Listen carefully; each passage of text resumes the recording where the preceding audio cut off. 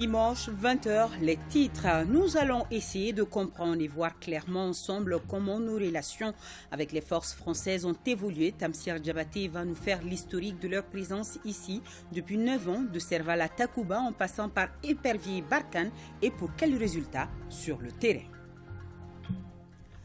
Abdelkarim Konaté s'inquiète de la situation de la campagne agricole à Kolongo et à Nyono. Le PDG de l'Office du Niger a animé des rencontres en mettant le point sur les dispositions prises par les autorités pour minimiser l'impact de l'insécurité qui a affecté plusieurs zones de production. À suivre dans Culture Société, la deuxième partie consacrée à la Gambari. Pour rappel, Gambari est une culture, une voix et une histoire. L'expression musicale invite par exemple les Maliens de l'extérieur à investir dans leur terroir. L'amitié, la générosité et le vivre ensemble sont aussi véhiculés par ces faiseurs. Mesdames, Messieurs, bonsoir. Nous sommes le 20 février. Bienvenue à cette édition. Direction le mémorial Modibo Keïta pour parler de la célébration du 61e anniversaire de la reconnaissance pour le Mali du gouvernement provisoire de la République algérienne avant même son indépendance le 5 juillet 1962. Une reconnaissance faite un 19 février 1961 par le président Modibo Keïta. Depuis cette date, nos deux pays célèbrent cet acte héroïque. Cette année, ce sont l'ambassadeur d'Algérie au Mali, l'Association malienne des anciens universitaires et stagiaires d'Algérie et celle des ressortissants d'Algérie au Mali qui ont organisé l'événement. C'était en présence du ministre des Affaires étrangères, Abdoulaye Diop. Le reportage d'Idrissa Kouné. L'Algérie devient indépendante en 1962 à l'issue d'une guerre de 8 ans contre le colonisateur français. Avant cette date, un gouvernement provisoire de la République d'Algérie, GPRA, avait été proclamé en 1958, qui fut reconnu par le président Modibo Keïta le 19 février 1961. Un acte courageux qui marquera l'histoire de nos deux pays. Et depuis, l'Algérie et le Mali ont écrit une page d'amitié et de fraternité. Le 61e anniversaire de cette reconnaissance est célébré cette année par l'ambassade algérienne au Mali en partenariat avec l'Association malienne des anciens universitaires et stagiaires d'Algérie à Moza et celle des ressortissants de l'Algérie au Mali. La commémoration de cette journée du 19 février symbolise une volonté forte de part et d'autre de travailler ensemble, s'accompagner mutuellement dans la voie du développement, de la prospérité, du bien-être pour nos populations respectives. La communauté algérienne résidant au Mali respire la tolérance, la cohésion sociale et la cohabitation pacifique. Bien que jouissant de la double nationalité et malgré les difficultés à l'heure, l'intégration de nos familles est grandement facilitée par la similitude des coutumes, de mœurs et de cultures. L'Algérie et le Mali sont deux pays frères qui ont toujours construit des ponts où certains partenaires cherchaient à couper. Ces liens historiques entre nos deux pays et l'importance du raffermissement de ces liens sont rappelés ici par les diplomates algériens et maliens. L'Algérie indépendante n'a ménagé aucun effort pour manifester sa sincère reconnaissance au peuple malien frère et à ses dirigeants pour cette solidarité. Elle a ainsi développé avec ce grand pays voisin une politique de bon voisinage, d'amitié, de solidarité et de coopération mutuellement avantageuse, basée sur les principes cardinaux de la non-ingérence dans les affaires intérieures des États, de respect de l'intégrité territoriale et de l'intangibilité des frontières héritées aux indépendances, ainsi que sur le respect de l'unité, de la souveraineté et de la cohésion nationale des États. C'est pourquoi le président Modibo ou le président Ben Bella se sont battus. Ces guerres-là ne sont pas encore terminées. Ces combats ont pris d'autres formes et aujourd'hui, il est important que notre génération soit consciente de ces défis et comprenne ce qui s'est passé et se prépare aussi à se positionner au plan régional et au plan international pour faire en sorte que nos pays continuent à affirmer leur dignité, leur désir de vivre dans des États souverains, dans les États aussi où nous prenons en charge nos destins. Ceux qui nous ont colonisés comprennent que ces pages-là sont tournées désormais. La table ronde sur la contribution du Mali à la libération du continent africain et enfin un défilé de modes consacrés aux tenues que portait le président Modibo Keïta ont marqué la célébration à Bamako du 61e anniversaire de la reconnaissance du GPRA. À présent, je vous invite à suivre le grand angle de ce 20h. Il porte sur comment les forces françaises sont venues au Mali et comment elles quittent le sol malien. Oui, 9 ans de présence militaire, Serval, Épervier, Barkhane, jusqu'à Takuba. Pour quels résultats sur le terrain? Bilan assez mitigé, voire même rejeté et contesté par le peuple malien. Retour sur l'intervention française au Mali, c'est avec Tamsir Diabaté et Astou Satourou Diabaté. Konna, le 10 janvier 2013, les Maliens étaient plongés dans l'émoi. La colonne de djihadistes se dirige vers Konna, dernier verrou stratégique pour prendre la région de Mopti. Le président de la transition, professeur Dioncounda Traoré, demande l'aide militaire de la France dans une lettre qui date de 2013, adressée à son homologue français. Cette lettre demandait une intervention militaire rapide, une intervention aérienne. C'est précisé, une intervention aérienne. Nous n'avions pas besoin d'une intervention au sol, parce que l'armée malienne était quand même prête à poursuivre les terroristes au sol. Ainsi se dessine l'engagement des forces françaises au Mali. Les forces armées françaises ont apporté leur soutien aux unités maliennes pour lutter contre ces éléments terroristes.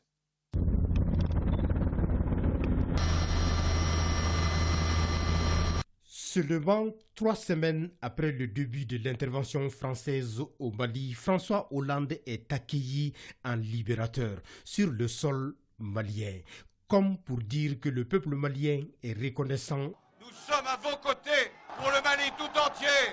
Tombouctou et Gao libérés et la progression s'arrête à l'entrée de Kidal. Une équation difficile, même très difficile à cerner pour le peuple malien. Comme le dirait l'autre, la patience est un chemin d'or. La vérité éclate au fil du temps. Les autorités françaises ne jouent pas franc jeu. Kidal, il fallait aller sur l'aéroport. Et il y avait des conditions très particulières. Puis ensuite, il y a eu des tempêtes de sable. Donc ça a freiné l'opération, mais elle va se poursuivre. Car notre volonté, celle exprimée par le Mali, c'est le retour à l'intégrité totale du territoire. Ainsi, l'opération Serval est née avec le déploiement de quelques 5000 hommes pour aider l'armée malienne à recouvrer la plénitude de son territoire. La montagne accouche d'une souris. Serval incapable d'assurer la mission qu'elle s'est assignée. Le 1er août 2014, Serval et Épervier laissent place à Barkhane, dont la nouvelle mission est de lutter contre le terrorisme dans le Sahel. Plus de 4600 militaires. À l'heure du bilan, des civils massacrés, des villages entiers détruits sous l'œil de toutes ces forces. Ogosagou reste encore dans les mémoires. Alors, interrogation. À quoi servent celles-ci? Comme si cela ne suffisait. On crée Takuba.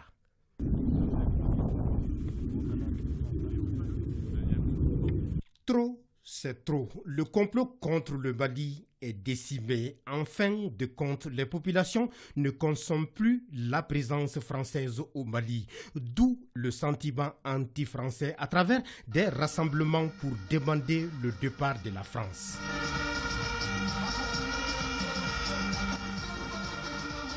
Le Premier ministre Dr Choguel Kokana Maïga, du haut de la tribune des Nations Unies, lève le voile. La nouvelle situation née de la fin de Barkhane, plaçant le Mali devant le fait accompli et l'exposant à une espèce d'abandon en plein vol. Le clash. Dès lors, Les deux pays se regardent en chien de faïence. Le Mali est accusé à tort ou à travers de vouloir changer de partenaire. Les langages diplomatiques se durcissent, ce qui aboutissent au départ de l'ambassadeur de France au Mali. L'ambassadeur de France, Joël Maire, le gouvernement du Mali a souhaité qu'il puisse quitter le territoire national dans les 72 heures. Emmanuel Macron, le successeur de François Hollande, décide du retrait de Barkhane et Takuba sur le sol malien. 24 heures après l'annonce, le gouvernement, à la faveur d'un communiqué, dit avoir pris acte et de la manière la plus courageuse. Réponse du berger à la bergère.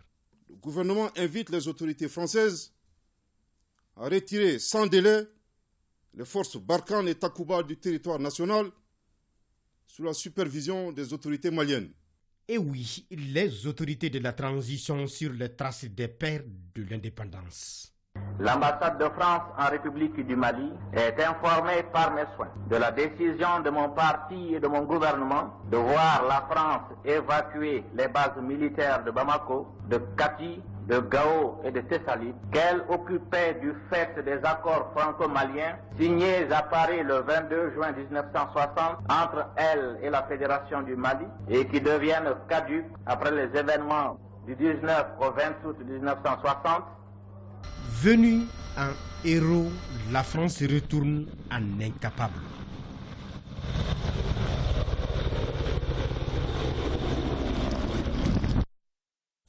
Un commentaire signé Tamsir Diabaté. Je vous propose de suivre maintenant les réactions des citoyens de Koulikoro, Ségou et Mopti par rapport à ce retrait des troupes françaises. Réactions rassemblées par Sidiki Dambélé.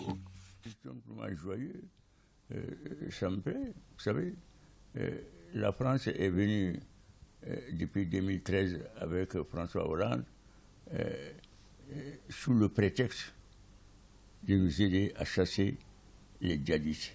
Mais en réalité, comment vous pouvez penser que pendant 9 ans, la France n'a pas pu venir à bout de ces djihadistes-là? Nous sommes convaincus qu'en un an, Assimi va finir avec ces gens-là. Comment vous pouvez comprendre que la France, qui s'est dit grande nation, n'a pu rien faire?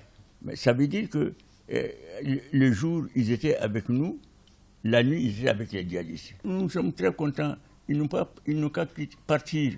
Quand on fait le bilan de la présence de ces forces étrangères sur notre sol, on s'aperçoit que ce bilan est totalement négatif. Ça fait plus de 9 ans que ces forces étrangères sont sur notre sol, mais chaque jour, la situation sécuritaire sur le terrain s'est dégradée. Et à tel enseigne que les Maliens avaient même commencé à perdre tout espoir. Et on s'est rendu compte que, quand même, que depuis l'arrivée du président Assimi Goïta à la tête du Mali, de plus en plus, la situation sécuritaire commence à s'améliorer de façon très considérable sur le terrain. Nous avons appris avec soulagement le retrait des forces étrangères sur le territoire du Mali. Donc la décision des plus fortes autorités est vraiment salutaire. Étant un cadre du Mali, je ne peux que les suivre dans cette démarche. Certes, ils ont demandé à partir progressivement. Aujourd'hui, notre gouvernement a demandé qu'ils partent sans délai. Donc, que les jeunes restent mobilisés, sereins. Et c'est le moment plus que jamais que ce pays-là doit se faire face à cette situation. Comme les Bambara le disent, donc qu'on reste mobilisé. La situation est regrettable. Ils n'ont pas comblé l'attente des Maliens à un certain moment donné. Vraiment, ils sont venus nous secourir avec d'autres partenaires. Mais malheureusement, on pense que les Maliens pensent aujourd'hui que leur présence a même favorisé le terrorisme dans notre pays. Nous sommes tout à fait très satisfaits du retrait de Barkhane et de Takuba du Mali. Quelque chose qu'on attendait depuis très longtemps. Mais Dieu faisant bien les choses, chaque chose arrive à son temps. C'est le temps qui est arrivé, ils doivent quitter et ils quitteront. Et j'ai suivi la déclaration du ministre de l'administration territoriale, une déclaration qui est bienvenue. On ne leur demande pas d'attendre 6 mois ou 4 mois, mais qu'ils quittent notre sol immédiatement pour que nous puissions avoir la paix. Le Mali avait demandé à la France de revoir les accords de défense. C'est important à signaler. Aujourd'hui, nous sommes arrivés à un point de non-retour, dans la mesure où la France a décidé de quitter le pays et que les autorités ont pris acte de cette décision de la France. Nous ne pouvons que nous remettre aux plus autorités de ces pays-là et aussi remercier les forces de défense et de sécurité qui, depuis un certain temps, sont en train de monter en puissance. Et c'est à nous de prendre notre responsabilité et demander aux plus autorités de ces pays-là et demander à d'autres partenaires qui puissent accompagner le Mali pour quand même sa souveraineté, pour quand même défendre les territoires nationaux. On a appelé la France pour nous sécuriser. Ils ont fait de leur mieux, puisque c'est le passé qui nourrit le présent. Donc vraiment, si ça ne va pas, les Maliens ont le droit de dire aux représentants de la France, ça ne va pas, arrêtons-nous et voyons que faire. Ils devaient nous demander qu'est-ce que nous allons faire ensemble pour gagner. Si le Mali est sécurisé, c'est à l'air, non? Il ne doit pas refuser que le Mali collabore avec d'autres. Puisqu'il y a eu un échec. L'ESSEC, on doit réparer l'ESSEC. Ce qui est choquant encore, si les Français quittent le Mali et allaient s'installer entre notre frontière avec Burkina ou bien avec le Niger, ça c'est pour créer des dangers. La population doit être sincère, honnête par rapport à leurs décisions. À leur suite, écoutons les citoyens de Gao, Kidal et Kita, toujours rassemblés par Sidiki Dambélé. Nous aurions aimé quand même que les autorités des deux pays puissent avoir un terrain d'entente, mais dommage que ça soit passé comme ça. Et également, c'est l'heure de rappeler également la population malienne à la retenue. Et dire aux autorités, de dire à la population surtout de faire profil bas. Quand on traverse une telle situation, je pense qu'il faut être discret, silencieux et agir beaucoup. C'est extrêmement important. Parce que nous entendons beaucoup de choses, nous voyons beaucoup de choses qui se passent. Je pense que ça n'en vaut pas la peine. Et nous sommes derrière le gouvernement qui est en train de travailler. Nous espérons qu'il y a un accompagnement à cette mesure et un remplacement rapide ou une entente d'une manière ou d'une autre pour la souveraineté et la paix dans le Mali. Et maintenant, au-delà de l'aspect sécuritaire, nous avons quand même un aspect économique qui est là, qu'il faut voir, parce qu'il y a quand même beaucoup de personnes qui travaillent, qui sont des salariés dans ces structures-là. C'est toujours douloureux qu'il y ait un divorce entre deux partenaires. Bon, ce qui est sûr par rapport aux opportunités que Barkhane offre aux populations dans le nord ici, opportunités d'emploi, opportunités d'investissement, ce sera un manque à gagner pour nos populations. Mais pour ce qui est des objectifs qui ont été assignés à Barkhane, moi je pense qu'à ce niveau l'État est mieux indiqué pour apprécier. Je sais que Barkhane est là pour lutter contre le terrorisme, mais je ne sais pas ce qu'elle fait contre le terrorisme. Ce qui est sûr, si les avions planent au-dessus de nos têtes, on dit Barkhane est venu. Mais les détails, ça, nous, on ne les connaît pas. Et Barkhane ne travaille pas avec nous quand même, en ce que je sache. Donc je ne sais pas ce qu'ils sont en train de faire. Personnellement, je ne peux pas tellement apprécier, étant donné qu'ici à Kidal, Barkhane est absent depuis un certain moment. Et son rôle en dehors de la ville de Kidal, je ne sais pas comment il a été exécuté. C'est une décision historique pour le Mali. Et je pense que c'est une décision aussi historique pour tous les Maliens de se donner la main pour qu'on puisse vraiment avoir un seul objectif, la libération totale du Mali et pour un Mali prospère et uni. Quand la France quitte le Mali, nos forces armées de défense seront bel et bien capables de sécuriser la population malienne. Je ne ferai que féliciter nos forces armées, parce qu'ils sont en train de faire revenir à l'Africain sa vraie valeur. Si on essaie de voir, de faire des analyses depuis la traite des Noirs jusqu'à cette date, la colonisation, ensuite maintenant une autre forme de colonisation imposée par ces Blancs, ces Européens, quand ceux qui vont leur dire non merci, nous on ne fait que les féliciter. Je remercie d'abord nos forces armées. Comme ils sont là bientôt 13 ans et qu'ils n'arrivent pas à gérer la situation. Donc s'ils ne peuvent pas gérer, ils peuvent aller.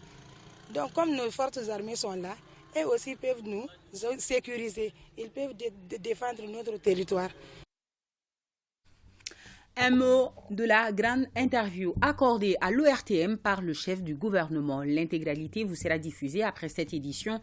Vous avez pu suivre un extrait hier. Ce soir, nous vous proposons un autre passage, là où le Premier ministre rappelle que le Mali maintient de bonnes relations avec ses partenaires. Choguel Kokala Maïga de rassurer que l'État s'assumera à la question de savoir la suite réservée au départ des forces Barkhane et Takuba. L'entretien s'est tenu avec Sira Bachili. La première fois depuis quelques semaines, 50 000 réfugiés sur les 350 sont retournés sur leur place.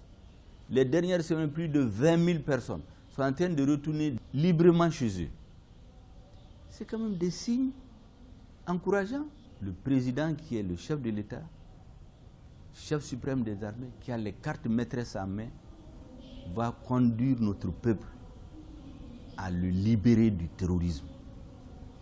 En tout cas, la situation actuelle, elle a commencé à s'inverser, elle va continuer à être inversée. Nous voulons que nos amis africains nous aident. Parce que le Mali, c'est une digue. Vous savez que les terroristes qu'on a arrêtés, les pays qui prennent l'embargo contre nous, ont des ressortissants que nous avons pris avec les armes lourdes. Pourquoi ne pas venir coopérer avec nous pour comprendre, pour que cette hydre-là, on la tue? Monsieur le Premier ministre, les Maliens craignent beaucoup le départ des forces Barkhane et Takuba parce qu'il y avait la création d'emplois tout de même. Et qu'est-ce que vous avez à leur dire comme message aussi pour les rassurer aujourd'hui?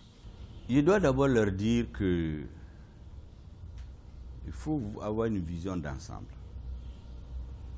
Le nombre de personnes qui ont de l'emploi, vous le comparez au nombre de personnes qui mouraient tous les jours. Pendant que Barkhane était là. Le nombre de personnes qui n'ont pas d'emploi, vous le comparez au nombre de personnes qu'on a expropriées, les milliers de bétails, les milliers de villages détruits. Il faut les comparer. Maintenant, les personnes qui ont de l'emploi sur Barkhane, mais ils vont chercher du travail. L'État va créer les conditions pour qu'ils puissent travailler. Avant Barkhane, ils ont existé. Ils existeront avant Barkhane. Et puis de toutes les façons, Barkhane serait amené à partir un jour. La preuve, c'est qu'ils se sont levés du jour au lendemain, ils disent qu'ils partent. En venant, ils ont demandé notre autorisation, mais en partie, ils ne l'ont pas demandé. À suivre donc l'intégralité de cette interview après ce journal. Et face aux sanctions de la CEDEAO et de l'UEMOA imposées au Mali, les actions de soutien au peuple malien ne faiblissent pas dans la sous-région. Ce dimanche, des Sénégalais ont marché pour exiger la levée de l'embargo contre le Mali.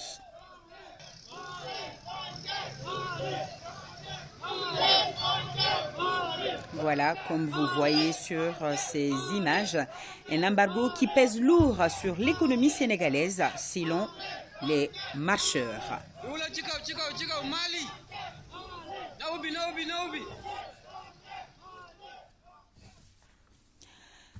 Ici, au Mali, tenu d'un atelier de réflexion sur le thème « Quelle contribution des ONG et associations islamiques pour les initiatives humanitaires et de développement ?»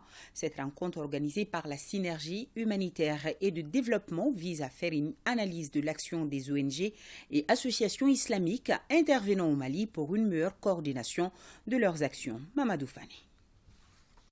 Les ONG et associations islamiques jouent un rôle très important de soutien aux populations. Elles interviennent dans plusieurs domaines par des actions humanitaires au bénéfice des populations démunies. D'où cet atelier de réflexion de la Synergie humanitaire et de développement sur la contribution des ONG et associations humanitaires. Nous restons convaincus qu'à l'avenir des échanges autour de la thématique, quelle contribution des ONG et associations islamiques pour les initiatives humanitaires et de développement au Mali, nous aboutirons sans doute à un résultat qui qui vont améliorer la qualité de vie de nos milieux. J'apprécie hautement les actions de l'initiative islamique pour le développement dont le but est de contribuer au développement endogène, participatif et global, basé sur les principes islamiques. Le présent atelier, dont les objectifs spécifiques sont la connaissance des populations sur les interventions dans le domaine du développement et de l'humanitaire, le partage des opportunités de partenariat avec les associations islamiques, la compréhension de la nécessité de création d'un cadre de concertation entre toutes les parties, matérialise davantage les préoccupations du gouvernement dans le domaine de l'humanitaire et de la résilience. Plusieurs ONG et associations islamiques évoluant au Mali participent à cet atelier de réflexion. Abdelkarim Konaté s'inquiète de la situation de la campagne agricole à Kolongo et à Nyono. Le PDG de l'Office du Niger a animé des rencontres en mettant le point sur les dispositions prises par les autorités pour minimiser l'impact de l'insécurité qui a affecté plusieurs zones de production. Pour cette année, par exemple, près de 12 000 hectares ont été exemptés du paiement de la redevance eau pour un montant d'environ 800 millions de francs CFA. La correspondance de Candice. Des rencontres du président directeur général de l'Office du Niger et les responsables de ces services spécialisés avec les producteurs et l'encadrement des différentes zones de production, d'abord à Kolongo, puis à Nyono, ont permis de passer au peigne fin l'ensemble des problèmes liés à la campagne agricole. De façon générale, malgré la crise sécuritaire, les activités agricoles se sont tenues. Mais an nana se malo nana koko malo nana se kani waati ma na vraiment ko nana be an o waati la an yan dibro la fo an ga caché kono malo kono an yulu kan alhamdulillah ka damina lundi dona le 10 kana se bima no ka koni bala yere de lundi kon kara marfa ci là-bas ya en veille. Autre question abordée au cours de ces échanges, les questions liées aux intrants agricoles et le paiement de la redevance eau. PDG ka binali ajaranye si on ga gɛlɛyaw depuis a daminɛna n'a kunnafoni sera ma sɛngani a bɛ wuli ka se anw yɔrɔ la k'anw ɲininka o kɔfɛ dugu minnu ma se ka baara kɛ insécurité yɛrɛ kan PDG y'a jira na k'a fɔ ko fɛn fɛn bɛ yen min ma se k'a ka yɔrɔ labaara min ma se k'a ka malo kan min ka malo jɛnina an k'a bɛɛ recenser wa an y'a kɛ ten fana o kɛra sababu ye hakɛ minnu farala ɲɔgɔn kan. Cette année, l'Office du Niger a consenti de gros efforts pour minimiser l'impact de la crise sécuritaire à travers un dégrèvement spécial portant sur près de 12 000 hectares pour près de 800 millions de francs CFA. Nous avons pu en réalité exonérer près de 12 000 hectares du paiement de la redevance eau. Donc ensuite, nous les avons invités et ceux qui ont pu réellement récolter de tout mettre en œuvre pour en réalité payer la redevance. Parce que c'est cette redevance qui sert à l'entretien du réseau. Et tant qu'il n'y a pas d'entretien du réseau, on ne peut pas parler de culture en zone du Niger. Donc nous avons eu des assurances. Ils ont effectivement posé leurs préoccupations. Nous allons faire face à ces préoccupations, mais ils se sont engagés fermement à payer la redevance eau pour vraiment une bonne saison. La direction générale et l'ensemble des producteurs saluent les efforts des autorités en cours dans le cadre de la sécurisation des zones de production. L'accalmie constatée sur le terrain par la présence effective de nos forces de défense et de sécurité auprès des populations constitue une lueur d'espoir pour une sortie heureuse de la crise sécuritaire.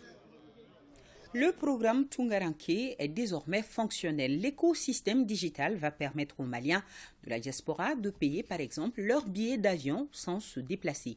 Il permet du coup d'offrir de nouvelles opportunités aux agences de voyage et d'autres acteurs économiques. Le compte rendu de la cérémonie de lancement avec Modibo Mariko.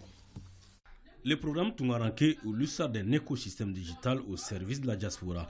C'est une initiative novatrice qui met en relation les Maliens de l'extérieur et certaines entreprises de la place. Par exemple, un Malien qui vit à l'extérieur, il a la possibilité d'avoir un compte au Mali. Il a également la possibilité de mettre de l'argent sur ce compte-là et il a également la possibilité de consulter son solde depuis ce pays-là en temps réel. On a commencé ce projet comme ça. Et au fur et à mesure, nous avons rapproché des partenaires afin de permettre à un Malien qui vit à l'extérieur de ne plus envoyer de l'argent à sa famille ici pour payer l'eau et l'électricité, mais faire le paiement par lui-même, étant dans son salon ou dans un métro, donc sans envoyer de l'argent à quelqu'un. Une initiative jeune partie de l'idée de la bancarisation de la diaspora et qui aujourd'hui connaît un franc succès. Car à ce jour, le programme Tunkaranke a ratissé large en tissant les partenariats avec 369 agents de voyage, 3 structures bancaires et 17 compagnies de transport routier. Et le success story ne fait que commencer. Notre adhésion au projet a été immédiate. Car pour qui connaît la situation actuelle de l'activité agence de voyage, le programme Tunkaranke est un excellent tremplin de résilience des agences de voyage qui sont dans une détresse due à l'arrêt total de la presque totalité de leurs activités, sous le poids de la crise multiforme. Le tourisme malien apparaît aujourd'hui comme un corps malade, un traumatisme qui l'avait mis à terre. Et voilà, Tunkaranke vient à son chevet avec des solutions innovantes pour le soutenir. Le programme Tunkaranke nous vient avec le plan prothèse pour les agences de voyage. C'est un moment de joie. En plus des services classiques, le programme Tunkaranke permet aussi de payer des cartes bancaires prépayées et des cartes carburant. Dans un avenir très proche et plus précisément le mois de mars prochain, la plateforme compte lancer de nouveaux produits, cette fois-ci à l'intention des clients des restaurants et des compagnies de mototaxis. Jetons un coup d'œil au baromètre des médias africains. S'agissant du Mali, le baromètre révèle que la liberté d'expression est protégée. Cependant, les normes professionnelles ne sont pas appliquées selon le sondage. La cérémonie de présentation du rapport du Mali a eu lieu en présence des responsables de la Maison de la Presse et son partenaire de la Fondation Friedrich Ebert. Alpha Maïga nous en parle. La présente cérémonie est consacrée à la présentation du rapport du baromètre des médias africains. C'est une analyse qui permet d'évaluer tout simplement l'environnement médiatique d'un pays tout en servant d'instrument de lobbying pour les réformes dans le secteur des médias. Ainsi, concernant le cas du Mali, le baromètre des médias africains pour l'année 2021 révèle que la liberté d'expression est protégée dans l'ensemble. Le rapport souligne aussi que les médias sont caractérisés par leur diversité, leur indépendance. Cependant, le sondage de ce baromètre révèle que les normes professionnelles ne sont pas appliquées. Ce baromètre des médias est une initiative de la Fondation Friedrich Ebert et que nous ne cesserons de féliciter pour ces courageuses initiatives en faveur de la presse malienne. C'est la preuve que vous défendez la liberté d'expression, la liberté de la presse. Mais aucune action humaine n'est parfaite. Il y a quelques dérapages. Et en attendant, le baromètre encourage la prise en charge du genre dans les médias. Aussi l'appropriation des médias et des journalistes pour ce qui est du digital et la diversification des sources d'information. Grâce à notre partenaire comme les maisons de la presse, nous avons la possibilité pour regarder les besoins des médias, les besoins des journalismes, pour soutenir ce processus. Et bien sûr, on va continuer ça. Les États généraux des médias maliens est une initiative que le baromètre souhaite voir concrétisée, ainsi qu'un plaidoyer dynamique sur les réformes législatives concernant la presse. Respect de la liberté d'expression, c'est aussi le respect des droits humains et ça passe aussi par une bonne politique de justice sociale. C'est en tout cas le thème de la conférence de presse organisée par l'Observatoire citoyen contre l'impunité et la rédivabilité en prélude à la Journée mondiale de la justice sociale célébrée ce 20 février. Il s'agissait à travers les résultats d'un sondage d'opinion et d'un rapport sur la violation des droits humains de faire l'état de la justice sociale au Mali, nous précise Nouhoum Sissoko. Le consortium OCIPRE, Observatoire citoyen contre l'impunité et pour la redevabilité, a présenté ce jeudi 2 rapports fournis par les plateformes Sira et Kensa sur l'état de la justice sociale au Mali. C'était à la faveur d'une conférence de presse s'inscrivant dans le cadre de la célébration le 20 février de la Journée mondiale de la justice sociale. Nous pensons qu'il y a une amélioration qui est en train de se faire en matière de sécurité. Question liée aussi aux violations des droits humains. On a vu qu'il y a eu une légère baisse, notamment au niveau des droits humains dans les 400 localités où on est présent. Et en termes aussi des besoins de la population sur la question de la transition, le retour à l'ordre constitutionnel ou pas, on a constaté quand même qu'il y a un équilibre d'opinion. L'édition 2022 de la Journée mondiale de la justice sociale a pour thème « Le respect des droits humains passe aussi par une bonne politique de justice sociale ». L'Observatoire citoyen contre l'impunité et pour la redevabilité s'attelle à la diminution de l'impunité, des violations des droits de l'homme, des crimes économiques et des cas de corruption au Mali, avec l'accompagnement de ses partenaires. Rapidement, le point Covid de ce 20 février 2022, nous enregistrons 2 cas positifs, 70 guéris, 3 décès et 712 personnes sont sous traitement. Pour vous protéger et protéger les autres, suivez les mesures de prévention et faites-vous vacciner.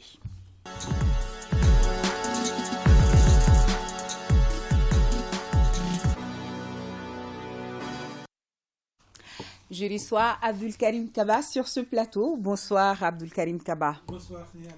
Alors, on va dire quoi pour ce sport 20h week-end du dimanche? On commence par le football.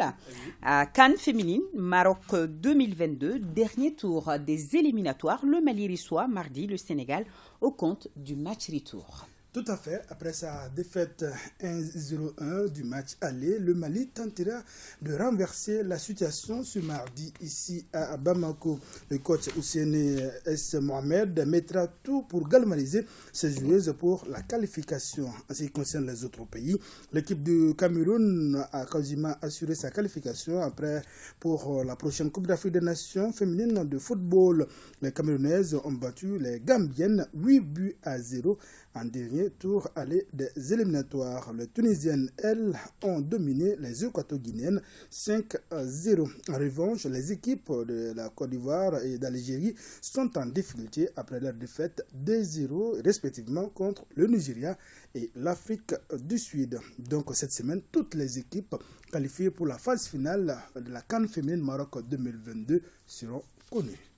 Alors, ça sera mardi où ça se joue ici ou au Sénégal? Ici à Bamako, au compte du match retour. Après le match aller, 1-0, le Mali reçoit ici le Sénégal. Et ça se joue où? Quel stade? Au stade Modibo Keïta. Merci Abdulkarim Kaba. Nous allons continuer avec la Coupe du Mali de football. On connaît déjà les qualifiés de la Ligue du district de Bamako pour la phase fédérale. Tout à fait, et la Coupe, elle nous réserve des surprises comme cette victoire tout à l'heure du FC Diarra 3-1 face à l'AS Police. Le FC Diarra est un club de deuxième division et l'AS Police un club de première division. Le club de la commune 3, AS Sema, n'a pas fait le poids devant le Djeliba Athletic Club qui gagne par 3-0.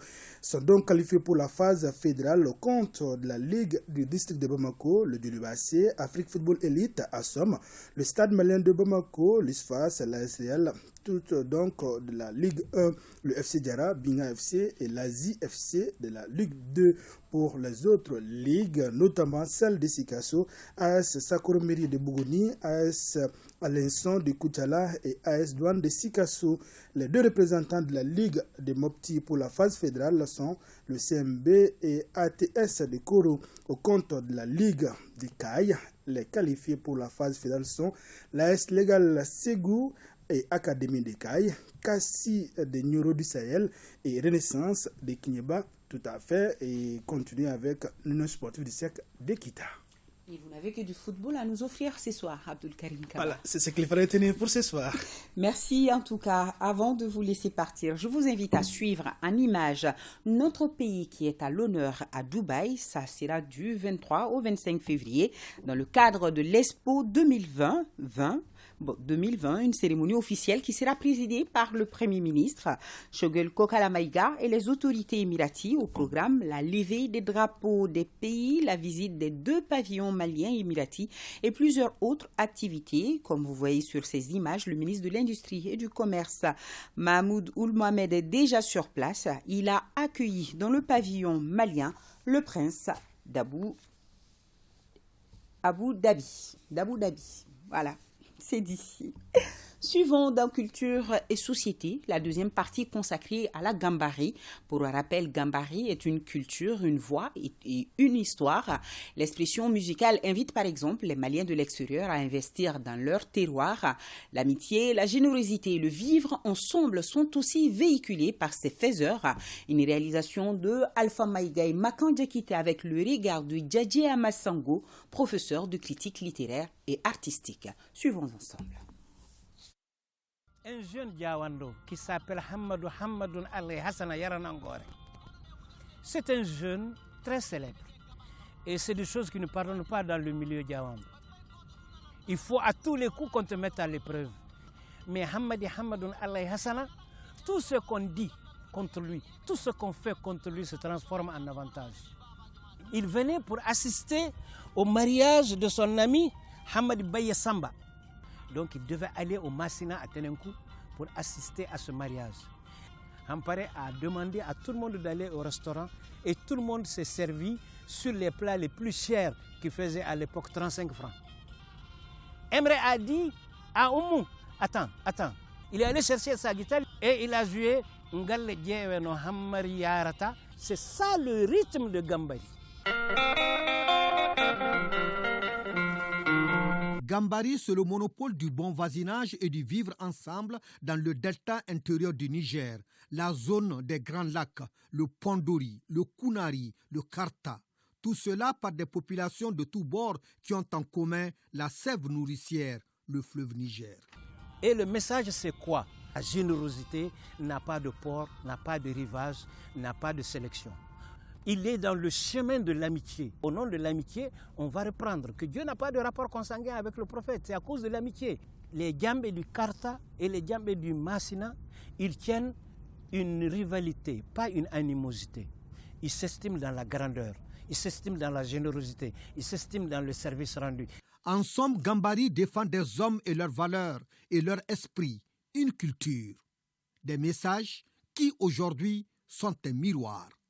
2022, c'est plus que d'actualité parce qu'aujourd'hui, au niveau du ministère de la Culture, on est dans l'obligation de faire revivre nos classiques musicaux pour dire qu'il y a des peuples qui sont unis depuis, à travers le commerce, à travers le savoir, à travers l'amitié, à travers les richesses, et que tout ce qui se passe s'exécute et se dit et se résout dans le dialogue.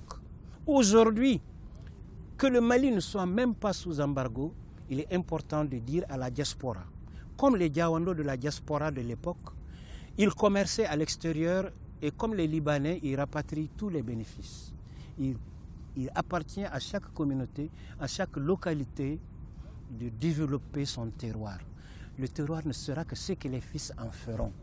L'État ne fait qu'accompagner. Ainsi, Gambari reste ces belles nuits où l'on chante la gouloire et la bravoure des Ambo de Dieu, des Bakaridjan et autres figures mystiques de notre histoire culturelle contemporaine.